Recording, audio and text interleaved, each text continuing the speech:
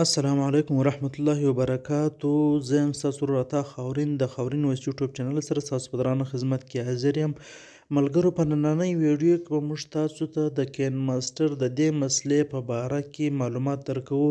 یعنې که چیرې تاسو په کین ماسټر کې یوه ویډیو جوړه کړئ او بیا ویډیو سیو کوئ او ستاسو کین ماسټر دا مسله کوي، د دې حل به نن موږ تاسو ته درښیو. ملګرو، که چیرې تر اوسه پورې تاسو زموږ چینل خاورین وایس نه وي سبسکرایب کړی، نو مهرباني وکړئ زموږ چینل خاورین وایس سبسکرایب کړئ او د سبسکرایب له څنګه د ګنټۍ نښان باندې هم کلیک وکړئ، پر آل باندې کلیک وکړئ، ځکه چې زموږ نورې هم خوندورې ویډیو تر تاسو پورې زر تر زره رارسي. او ویډیو در سره لایک کړئ، پر لایک باندې ستاسو هېڅ خرچه هم نه راځي، بلکې صرف زموږ حوصله افزایي کیږي. او ویډیو د ملګرو سره هم شیر کړئ، ځکه چې هغه هم له دې ویډیو څخه فایده واخلي. نو راځئ د ویډیو پر طرف چې ویډیو وګورو.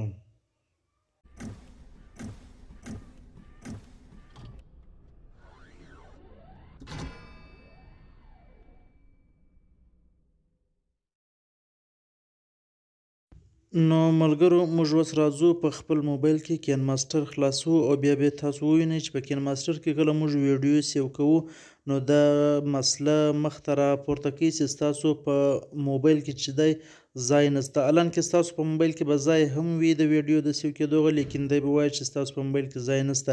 اوس زه بیرته کین ماسټر خلاصوم. ملګرو، دا ګوره زه به اوس دلته یوه ویډیو راپورته کړم، دا ویډیو به زه سیو کوم. دی به وایي چې ستا په موبایل کې ځای نشته د دې ویډیو دپاره، نو لہذا دا ویډیو نه سیو کېږي. دا ویډیو باندې به زه اوس دلته د سیوم ایکسپورټ به پر ووم. کله چې ایکسپورټ موږ پر وولی نو دا ویډیو به دا پرابلم مخته راوړي، دا مسله به راوړي.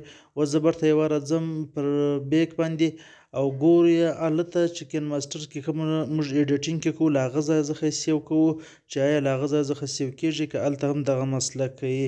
یوه رابرته پر دغه باندې کلیک کوو، دلته راځو، دلته پر شیر باندې کلیک کوو، بیا پر ایکسپورټ باندې کلیک کوو، نو دلته هم نه سیو کېږي، هغه مسله کوي. نو د دې یو ډېر اسانه حل دی ملګرو.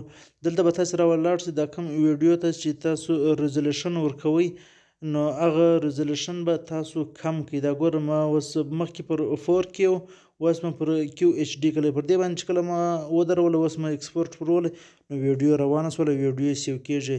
نو دغه ویډیو به تاسو دا رنګه سیو کوئ او کوم ستاسو په موبایل کې چې ځای وي او ویډیو نه سیو کېږي، دغه مسله دغه ده. او نو دغه مسله به تاسو حل کړئ او خپله ویډیو به سیو کړئ. او کوم ویډیو خوښه سوي ویډیو د ملګرو سره هم شیر کړئ، ځکه چې هغه هم فایده ځینې واخلي. او ویډیو در سره لایک کړئ، پر لایک باندې ستاسو هېڅ خرچه نه راځي. چینل در سره سبسکرایب کړئ، ماته راکړئ تر را روانې ویډیو پورې اجازت. نور پر خدای سپارم، د الله په امان.